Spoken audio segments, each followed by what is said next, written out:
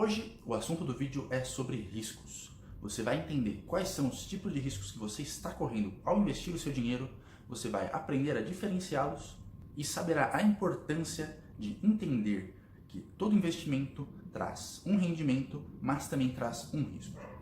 Meu nome é Bruno e seja muito bem-vindo a mais um vídeo do Projeto Libertar. Antes de começar, eu já vou logo pedindo para você deixar o seu like, inscreva-se no canal e também siga a nossa página no Instagram e no Facebook. Eu estou deixando os links aqui na descrição. Mas afinal de contas, o que é risco? Eu vejo muitas pessoas aplicando o seu dinheiro e prestando muita atenção no rendimento. E na verdade, o rendimento é a parte mais legal quando você investe seu dinheiro. Afinal de contas, é ele que irá demonstrar qual que é a velocidade que o seu dinheiro irá se multiplicar no decorrer do tempo. Quanto maior o rendimento da aplicação financeira, mais dinheiro você vai ganhar. Porém, muitas pessoas esquecem do outro lado da moeda, que todo investimento traz também riscos, e esses riscos podem fazer com que um grande rendimento simplesmente não valha a pena. O risco é a probabilidade de perda ou de ganho no investimento. É o grau de incerteza do retorno do investimento. Normalmente, as aplicações financeiras trazem uma relação entre risco e retorno. Quando o risco é muito alto, o retorno ele também será alto. E quando o risco ele é muito baixo, ele se relaciona com um retorno baixo também. Essa relação de risco-retorno ocorre porque os seres humanos são seres racionais.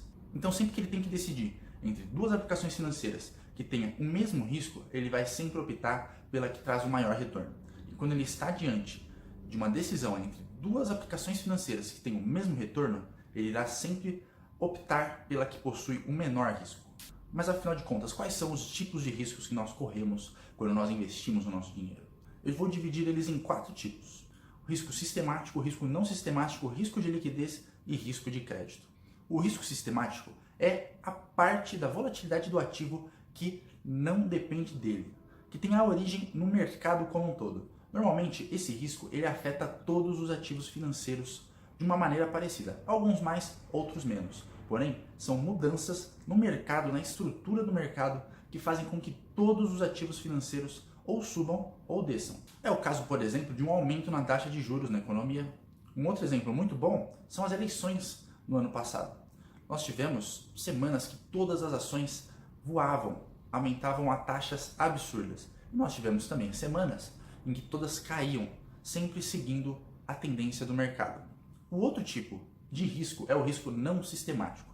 E esse, diferente do risco sistemático, ele tem a sua origem em especificidades de cada ativo financeiro. Como exemplo, lembre-se da tragédia de Brumadinho.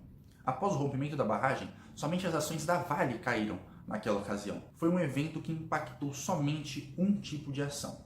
Quero que você perceba que quando nós falamos sobre diversificação de investimentos, nós estamos falando em diminuir o risco não sistemático, porque esse é o risco individual e específico de cada ativo financeiro. Quando nós falamos do risco sistemático, pouca coisa a diversificação pode fazer a respeito, a menos que você invista internacionalmente em outros mercados. Aí você conseguirá se proteger um pouco mais desse risco sistemático. O próximo item da lista é o risco de liquidez. E o que é o risco de liquidez?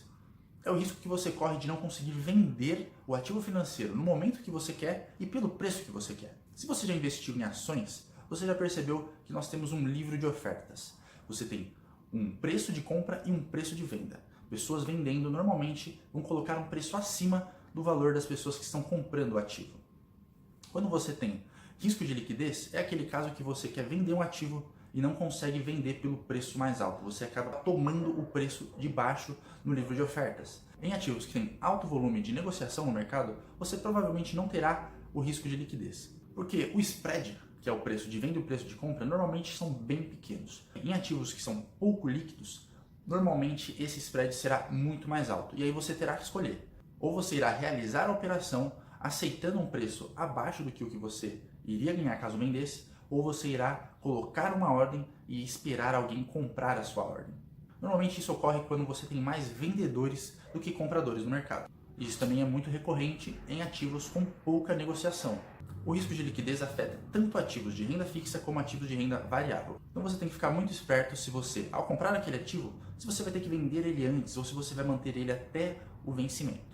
Se você não prestar atenção nisso, você pode acabar perdendo dinheiro na sua aplicação financeira, até mesmo na renda fixa. O último risco da nossa lista é o risco de crédito. E esse é o risco de inadimplência. Uma empresa que toma o seu dinheiro emprestado, ele se torna uma devedora e você se torna credora dele. Se a empresa, no momento do vencimento do seu ativo financeiro, da sua aplicação financeira, ela não tiver dinheiro para te devolver tanto os juros como o principal, ela se tornará inadimplente. Você corre o risco de perder todo o seu capital investido. De todos os ativos financeiros do mercado, o único que não tem risco de crédito são as ações. E isso ocorre única e exclusivamente porque você não é um credor da empresa. Você é sócio da empresa. Logo, não tem esse lance de inadimplência com sócios. Nós temos algumas agências no mundo que classificam esse crédito. A Moody's e a Standard & Poor's, elas classificam exatamente o risco de crédito. É o risco de uma empresa ou de um governo não pagar os seus credores. Quando você for escolher um ativo financeiro, fique esperto se não há uma classificação de alguma dessas agências de risco. Isso pode te demonstrar, pode te dar algumas pistas se aquela aplicação corre um risco de crédito, se você corre o risco de perder o seu investimento inicial no decorrer do tempo. Então espero que eu tenha esclarecido alguns desses pontos, espero que agora você fique esperto para saber que sempre que você está investindo o seu dinheiro, aplicando o seu dinheiro em algum ativo financeiro, você está adquirindo também os riscos inerentes àquele ativo financeiro. E esse risco pode ser um desses 4 ou uma combinação desses 4 tipos de riscos que nós conversamos nesse vídeo. Espero que você tenha gostado. Por hoje é só e até a próxima.